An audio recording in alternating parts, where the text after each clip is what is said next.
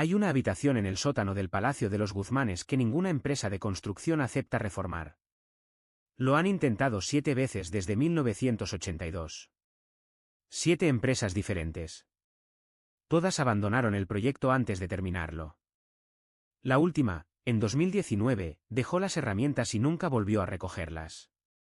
Cuando les preguntaron por qué, el capataz solo dijo: hay cosas enterradas en ese palacio que no quieren ser encontradas. Y cuando empiezas a cavar, ellas te encuentran a ti primero. Esa habitación está sellada ahora. Oficialmente por problemas estructurales.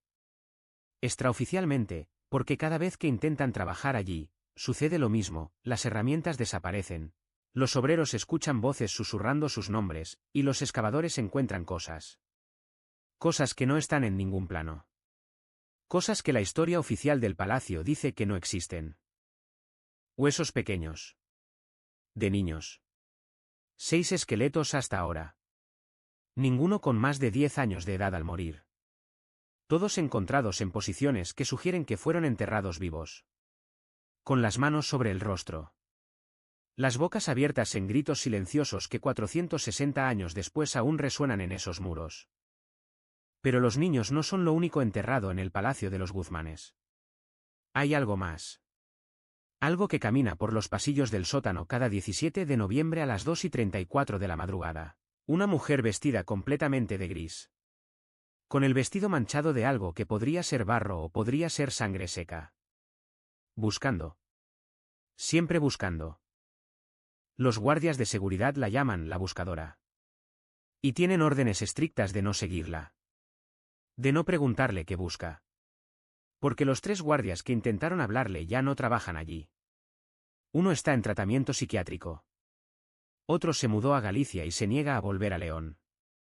El tercero desapareció durante 48 horas y cuando fue encontrado vagando por el río Bernesga, no recordaba nada excepto una frase que repetía una y otra vez: están bajo la fuente. Todos están bajo la fuente. Esta no es la historia de un palacio renacentista hermoso. Es la historia de lo que se construye sobre crímenes. De cómo la belleza puede enmascarar horror. De cómo algunas familias nobles protegían sus secretos no con silencio, sino con tierra. Metros y metros de tierra sobre verdades que nunca debieron ser descubiertas. Bienvenidos al Palacio de los Guzmanes en León. Sede actual de la Diputación Provincial. Joya arquitectónica del Renacimiento español. Y tumba de los inocentes que la familia Guzmán sacrificó para mantener su poder, su honor, y sus secretos más oscuros. Porque en este palacio, la tierra no guarda semillas. Guarda cadáveres. Y algunos de esos cadáveres todavía tienen algo que decir. Para entender por qué este palacio está maldito, debemos conocer al hombre que lo construyó, don Juan de Quiñones y Guzmán, señor de los Guzmanes y uno de los nobles más poderosos del Reino de León en el siglo XVI. Era 1560. España estaba en su apogeo imperial. Felipe II reinaba sobre un imperio donde nunca se ponía el sol. Y don Juan quería un palacio que reflejara su estatus. Algo grandioso. Algo que perdurara siglos. Contrató al arquitecto más famoso de la época, Rodrigo Gil de Hontañón, el mismo que había trabajado en la Catedral de Salamanca. Le dio carta blanca. Dinero ilimitado. Y una única instrucción: quiero el palacio más impresionante de todo León. No importa el costo. No importa el costo. Esas palabras son importantes. Porque el costo no fue solo en oro. Fue en sangre. La construcción comenzó en 1560. Pero había un problema. El terreno elegido no estaba vacío. Había edificaciones anteriores. Casas modestas de comerciantes y artesanos. Don Juan simplemente los expulsó. Les dio 3 días para abandonar sus hogares. Los que protestaron fueron arrestados. Los que resistieron, desaparecieron. Uno de esos comerciantes era Pedro Martínez, un zapatero con esposa y 4 hijos. Se negó a irse. Reclamó que su familia había vivido en esa propiedad durante 3 generaciones. Que tenía derechos. Don Juan envió a sus hombres. La familia Martínez fue sacada por la fuerza. Pero Pedro regresó esa noche. Intentó recuperar sus pertenencias del edificio que estaba siendo demolido. Hubo una confrontación con los guardias. Pedro fue golpeado gravemente. Murió 3 días después de las heridas. Su viuda, María Álvarez, maldijo públicamente a don Juan. Gritó en la plaza de San Marcos: «Has construido tu palacio sobre nuestra sangre. Que nunca tengas paz en él. Que tus hijos paguen por lo que has hecho a los míos». Fue arrestada por difamación. Encarcelada. Sus 4 hijos, huérfanos, desaparecieron en el sistema de caridad de la época. Nunca se supo qué fue de ellos. Pero las palabras de María resonaron. Porque lo que nadie sabía entonces era que sus palabras no eran solo una maldición retórica. María Álvarez era conocida en ciertos círculos como curandera. Y en el siglo XVI, curandera era un eufemismo para bruja. La construcción del palacio fue plagada de accidentes. Demasiados para ser coincidencia. En 1561, una sección del muro colapsó sin razón aparente. Aplastó a 3 obreros. En 1562, un maestro cantero cayó desde el 3er piso. Juró antes de morir que alguien lo empujó aunque estaba solo en ese momento. En 1563, durante la instalación del escudo de armas de los Guzmán sobre la entrada principal, la estructura se desprendió. Mató a 2 trabajadores y destrozó la escultura en pedazos. Los obreros comenzaron a hablar. Decían que el palacio estaba maldito. Que se escuchaban voces en los cimientos. Que las herramientas desaparecían. Que sentían presencias observándolos cuando trabajaban solos. Don Juan, pragmático y cruel, simplemente duplicó los salarios. El dinero silencia muchas supersticiones. Pero no todas. En 1564, el arquitecto Rodrigo Gil de Ontañón visitó la obra. Escribió una carta a un colega que fue descubierta en 1891 en los archivos de la Real Academia de Bellas Artes. Este proyecto me inquieta. He construido catedrales y palacios por toda Castilla. Pero nunca he sentido lo que siento en este lugar. Hay algo en la tierra misma. Los cimientos no se asientan correctamente. No por cuestión estructural. Es como si la tierra rechazara la construcción. Como si no quisiera que este edificio exista. Y don Juan, ese hombre tiene secretos. He visto cosas en los planos del sótano que no tienen sentido arquitectónico. Habitaciones que no sirven ningún propósito práctico. Pasadizos que llevan a ninguna parte. Cuando le pregunté, me dijo: no cuestiones. Construye. Temo que este palacio está siendo diseñado no solo para vivir, sino para esconder. Rodrigo tenía razón. Porque don Juan de Guzmán no solo estaba construyendo un palacio. Estaba construyendo un sepulcro. El palacio fue terminado en 1566. Era magnífico. 3 plantas alrededor de un patio central con columnas dóricas. Fachada plateresca tallada con un detalle exquisito. Escudo de armas de la familia Guzmán dominando la entrada. Era, sin duda, el edificio más impresionante de León. Don Juan se mudó allí con su esposa, doña Mencía de Acuña, y sus 3 hijos. Pero había algo más en el palacio. Algo que don Juan había traído en secreto. Alguien que nadie debía saber que vivía allí. Su nombre era Isabel de Prado. 19 años. Hija de un comerciante de vino de Salamanca. Y la amante de don Juan desde hacía 2 años. En el siglo XVI, tener amantes era común entre nobles. No era el escándalo. El escándalo era ser descubierto.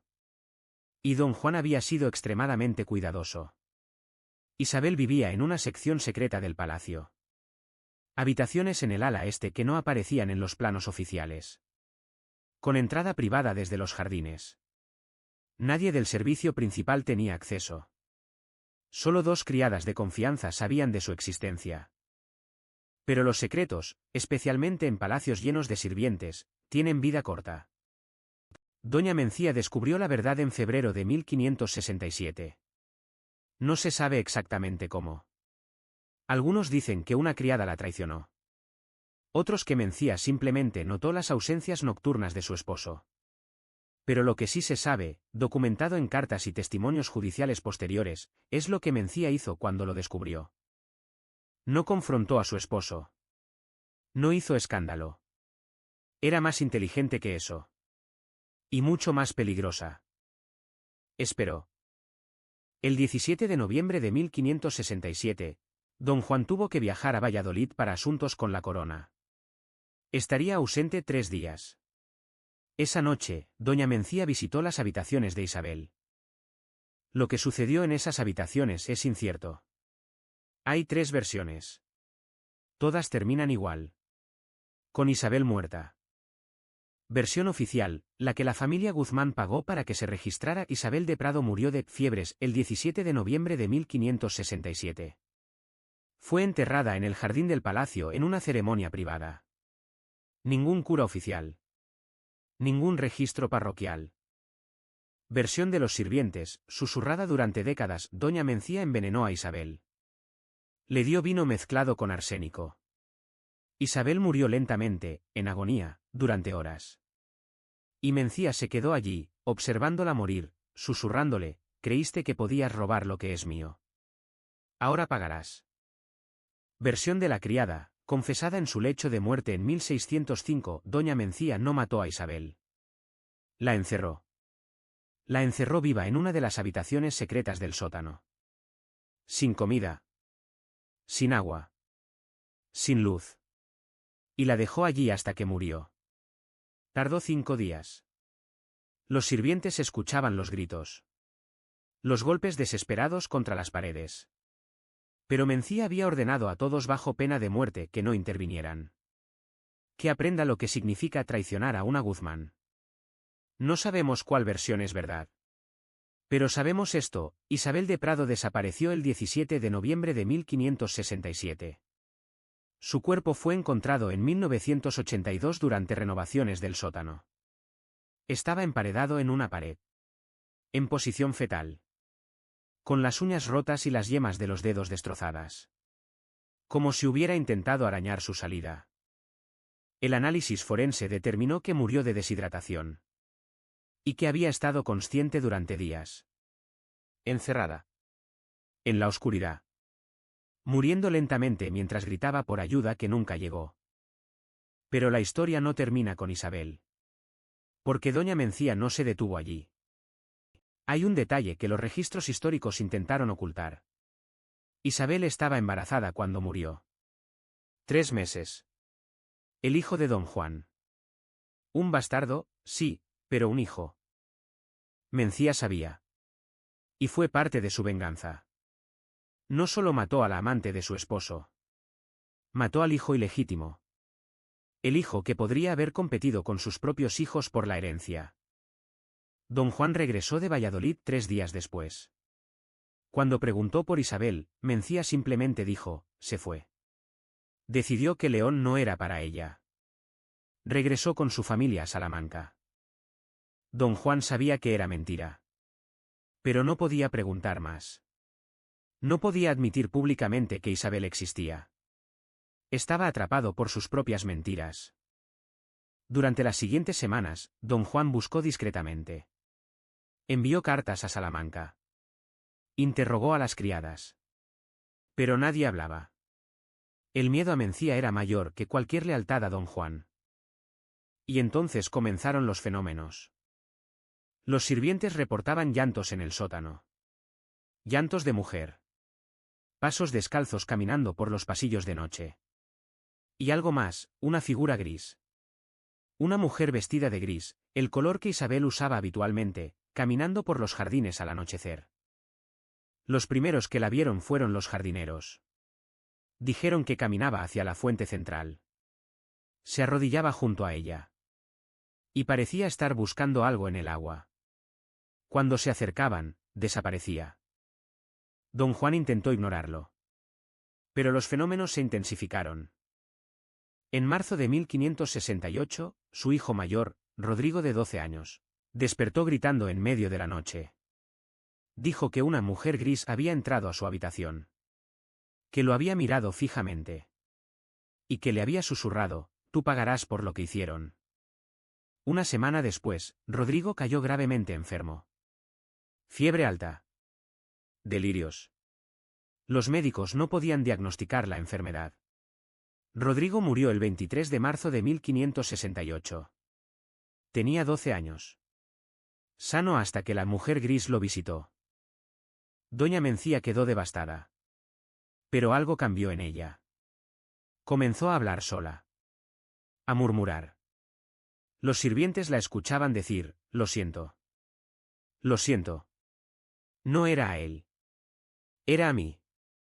Como si estuviera pidiendo perdón a alguien. En julio de 1568, la hija de los Guzmán, Ana de 8 años, desapareció. Estaba jugando en el jardín. Los sirvientes la vieron entrar al palacio. Pero nunca salió. La buscaron durante 3 días. Por cada habitación. Cada rincón. Cada sótano. No la encontraron. Hasta que uno de los perros de caza comenzó a ladrar frenéticamente frente a la fuente del jardín. Excavaron.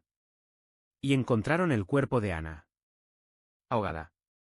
En un pasadizo subterráneo que conectaba la fuente con los sótanos. Un pasadizo que no aparecía en ningún plano. ¿Cómo llegó allí? Nadie lo sabía. Pero los sirvientes susurraban, la mujer gris la llevó. Doña Mencía perdió la razón completamente. Comenzó a gritar que ella estaba en el palacio. Que venía por todos. Que no pararía hasta que la familia Guzmán pagara. Don Juan intentó mantener la compostura. Pero cuando su último hijo, Martín de 5 años, comenzó a hablar con la mujer del vestido gris que visitaba su habitación por las noches, supo que tenía que actuar.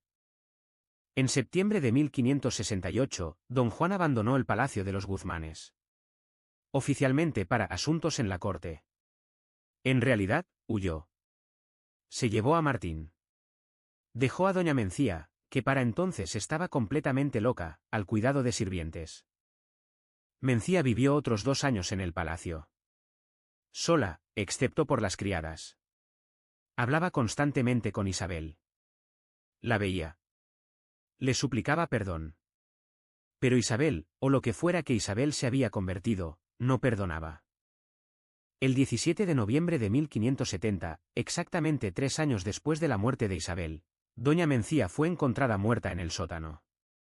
En la misma habitación donde Isabel había sido emparedada. La puerta estaba cerrada desde fuera. Imposible que entrara sola. Pero allí estaba. Muerta. Con el rostro congelado en terror. Y sus manos estaban destrozadas. Como si hubiera intentado arañar las paredes. Exactamente como Isabel. Don Juan nunca regresó al palacio. Vivió en Madrid hasta su muerte en 1584. Martín, su último hijo, heredó el palacio pero se negó a vivir allí. Durante 200 años, el palacio de los Guzmanes pasó de heredero en heredero. Ninguno vivió allí. Lo usaban como almacén. Como oficinas. Cualquier cosa menos como residencia. Porque todos sabían. El palacio estaba maldito. E Isabel seguía allí. Buscando. Siempre buscando. ¿Qué busca Isabel? Nadie está seguro. Pero hay una teoría. En 1982, durante excavaciones en el jardín para instalar sistemas modernos, encontraron algo junto a la fuente. Una caja de madera podrida. Dentro, envolto en tela, había huesos pequeños. De un feto. Aproximadamente de 3 meses de gestación. Sin nombre. Sin ceremonia. Enterrado como basura bajo la fuente. El hijo de Isabel. El hijo que nunca nació. Enterrado separado de su madre. Los trabajadores, horrorizados, informaron del hallazgo. Pero antes de que pudieran hacer algo oficial, el descubrimiento fue clasificado. Los huesos desaparecieron. El informe fue sellado. Y a los trabajadores se les pagó generosamente para su silencio. Pero uno de ellos, Alfonso Recio, habló antes de morir en 2015. Nos ordenaron volver a enterrar los huesos. En el mismo lugar. Dijeron que no podíamos moverlos. Que si los movíamos, sería peor. Uno de nosotros preguntó, ¿peor que qué? El supervisor dijo, peor que lo que ya está pasando. Porque desde que encontramos esos huesos, los fenómenos se intensificaron. La mujer gris no solo aparecía de noche. Aparecía de día. La veíamos en los pasillos. En las oficinas. Y siempre hacía lo mismo, caminaba hacia el jardín. Hacia la fuente. Y se arrodillaba. Buscando. Ella quiere a su hijo. Quiere reunirse con él. Pero alguien decidió que no podía. Que debían permanecer separados. Y esa es su condena. Buscar eternamente algo que está a metros de distancia pero que nunca podrá alcanzar. Los fenómenos actuales en el Palacio de los Guzmanes son constantes. Aunque es sede de la Diputación de León y cientos de personas trabajan allí diariamente, los empleados admiten extraoficialmente que hay áreas que evitan. El sótano sellado, la habitación donde encontraron el esqueleto de Isabel. Sellada oficialmente en 2019. Los empleados cercanos reportan que escuchan golpes viniendo de allí. Golpes rítmicos. Como alguien golpeando una pared desde dentro. La fuente del jardín, nadie se acerca después de las 6 de la tarde. Los guardias de seguridad la evitan en sus rondas nocturnas. Porque siempre hay alguien allí. Una figura arrodillada. Vestida de gris. Que desaparece si te acercas. Pero si te quedas quieto, puedes escucharla. Susurrando, ¿dónde está? ¿Dónde lo pusieron? La escalera del ala este, donde estaban las habitaciones secretas de Isabel. Los empleados evitan usarla. Porque al bajar, sientes que alguien baja detrás de ti. Escuchas pasos. Pero cuando te volteas, no hay nadie. Y si te detienes, los pasos también se detienen. Esperando. En 2011, un equipo de mantenimiento trabajaba en el sótano reparando tuberías. A las 2:34 de la madrugada, hora exacta, sus herramientas comenzaron a moverse solas. Llaves inglesas que se deslizaban por el suelo. Martillos que rodaban. Y luego escucharon su voz. Una voz de mujer. ¿Clare? ¿Furiosa? Diciendo, ¿qué hacéis en mi casa? ¿Qué buscáis? Solo yo busco aquí. Solo yo. Los 4 trabajadores abandonaron el sitio. Dejaron las herramientas. Uno de ellos, Javier Prieto, dijo en una entrevista local. Yo no creo en fantasmas. O no creía.